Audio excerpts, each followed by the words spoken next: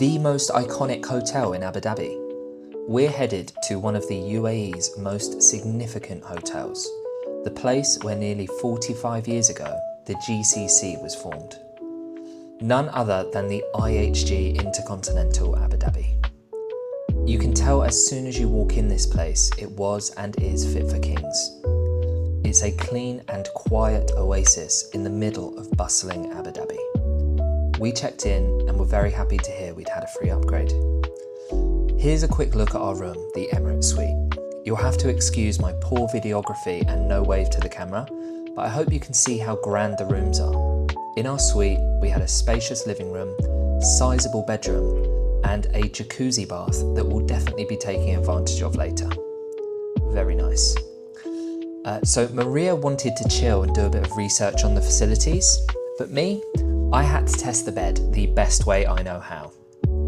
How gracious. 10 out of 10. We had a bit of time to kill, so we headed up to the club lounge for a glass of water, and of course we had one of the biggest decisions of the day, deciding on lunch. A quick Google helped us out along the way. So we ended up heading to the Italian restaurant Porto Gina. On a hot summer's day, we were absolutely sold on the idea of an ice-cold Aperol Spritz. Just have a look at that.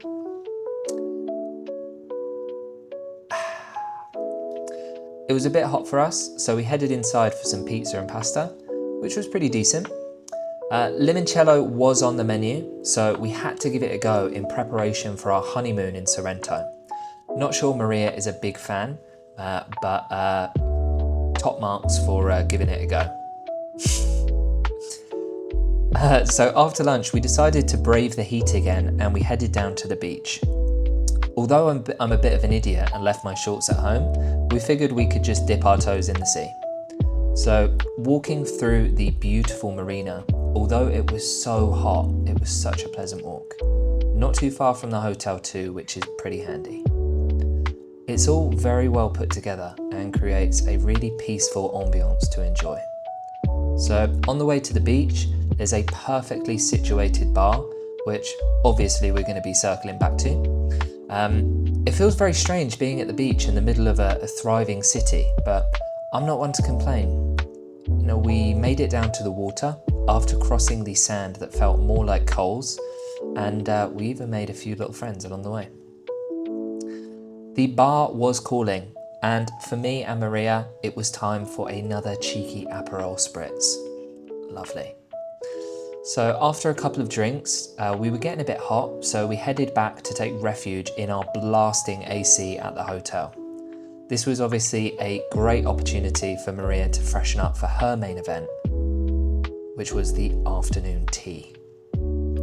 If anyone is wondering how you're supposed to make a scone with cream and jam, you should take notes from a certified Englishman.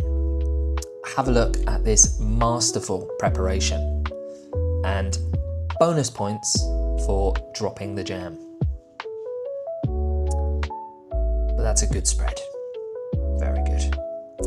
So Maria, after the afternoon tea, we decided we'd go and check out the Belgian Cafe downstairs. It was quite nice actually, and even had a live singer.